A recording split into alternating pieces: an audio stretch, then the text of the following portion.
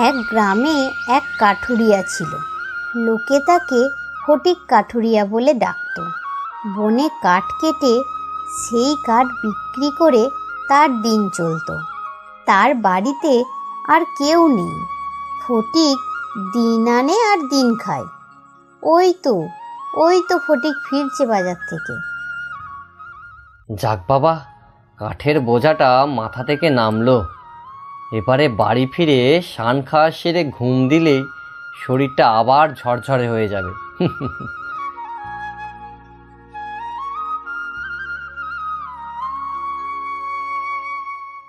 না, বেশি রাত করে লাভ নেই।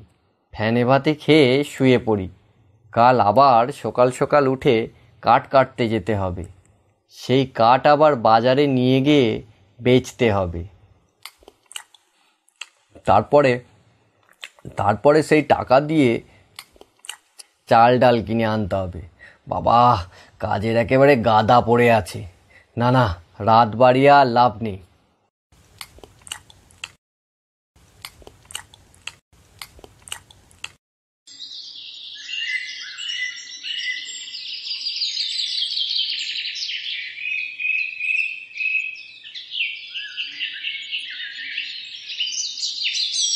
জঙ্গলে কাঠ খুঁজতে খুঁজতে সে এক নদীর ধারে এসে পৌঁছালো। এই তো এই গাছটা বেশ মনে ধরেছে আমার। এর ডালপালাগুলোও দেখছি বেশ নাগালের মধ্যেই আছে। না, আর দেরি করা ঠিক হবে না। হ্যাঁ, ঠিক।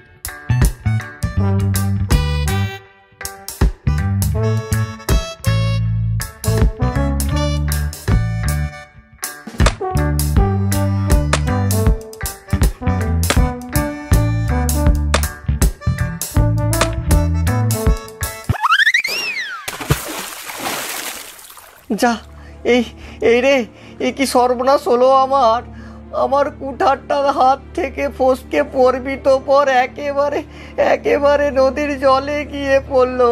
হায় ঈশ্বর, এবারে কি করব আমি, কি করব? না, কই ধারে কাছেও তো কোথাও দেখতে পাচ্ছি না। মনে হচ্ছে নদীর গভীরেই তলিয়ে গেছে কোথাও। হায় রে, আমার এ কি বিপদ হলো! আমার রোজগার করার একমাত্র সম্বল কুঠারখানা। ওই কুঠারখানা ছিল, সেটাও জলে পড়ে গেল। হায় রে, হায়, আমার যে সর্বস্ব চলে গেল। আমার এখন চলবে কি করে? আমার কি করে চলবে? এবার যে আমায় না খেতে পেয়ে মরতে হবে। ভগবান, এ তুমি কি করলে?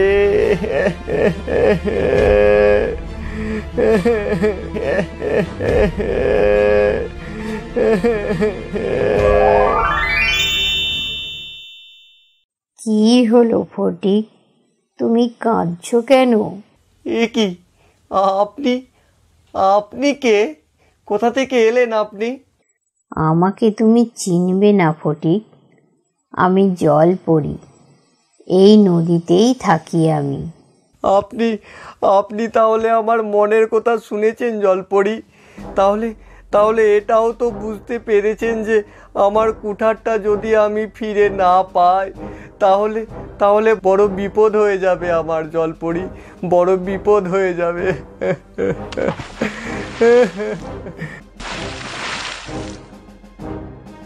এই নাও ফটিক, তোমার কুঠার।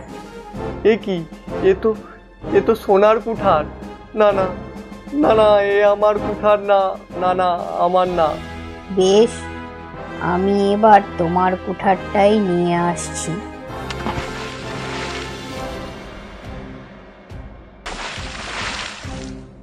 এই নাও, এটা নিশ্চয়ই তোমার। না, এটাও তো আমার না, এ তো রূপোর কুঠার।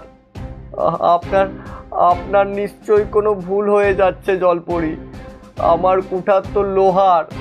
বেশ, এবার আর ভুল হবে না। একটু অপেক্ষা করো, আমি তোমার লোহার কুঠার নিয়েই আসছি।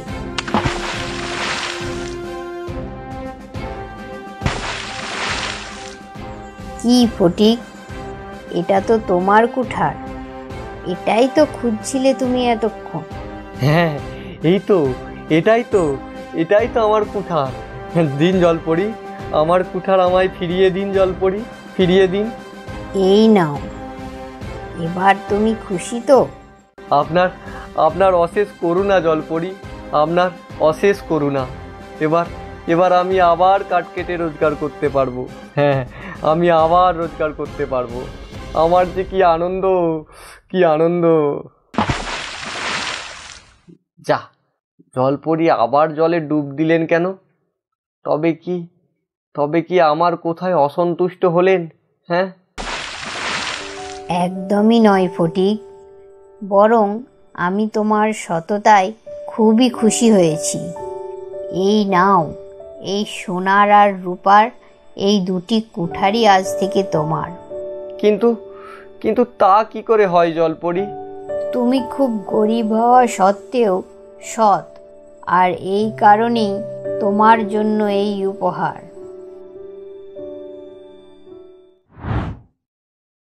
ফটিক সোনার আর রূপার কুঠার বিক্রি করে অনেক টাকা পেল আর সুখে শান্তিতে দিন কাটাতে লাগলো। এই ঘটনা লোকের মুখে মুখে চারিদিকে ছড়িয়ে পড়ল। সব শুনে এক কাঠুরের মনে লোভ জন্মালো। সে একদিন চুপি চুপি সেই নদীর ধারে গাছ কাটতে গিয়ে ইচ্ছা করে তার কুঠারটি নদীতে ফেলে দিল। তারপর সেখানে বসে অভিনয় করে কাঁদতে লাগলো। তার কান্না শুনে আবার সেই জলপরি সেখানে আবির্ভূত হলো। পূর্বের মতো আবারও প্রথমে একটি সোনার কুঠার তুলে তাকে জিজ্ঞাসা করলো, এটা কি তোমার কুঠার? সূর্যের আলো পড়ে সোনার কুঠারটি ঝলমল করে উঠল। তাই দেখে লোভী কাঠুরিয়ার চোখ দুটো লোভে চকচক করে উঠল। সে সঙ্গে সঙ্গে বলে ফেলল, হ্যাঁ, এটাই আমার কুঠার। এই কথা শুনে জলপরি নদীতে ডুব দিল। লোভী কাঠুরে অনেকক্ষণ বসে রইল নদীর ধারে, কিন্তু জলপরি আর এলো না। লোভী কাঠুরিয়া হাই হাই করে কাঁদতে লাগলো এবং নিজের কপালে নিজেই চড় মারতে মারতে বলল, হায় হায়, কেন মিথ্যে কথা বলতে গেলাম, তাই তো আমার এমন শাস্তি হলো। সোনা আর রূপার কুঠার তো দূরে থাক, নিজের যে লোহার কুঠারটি ছিল তাও হারালাম।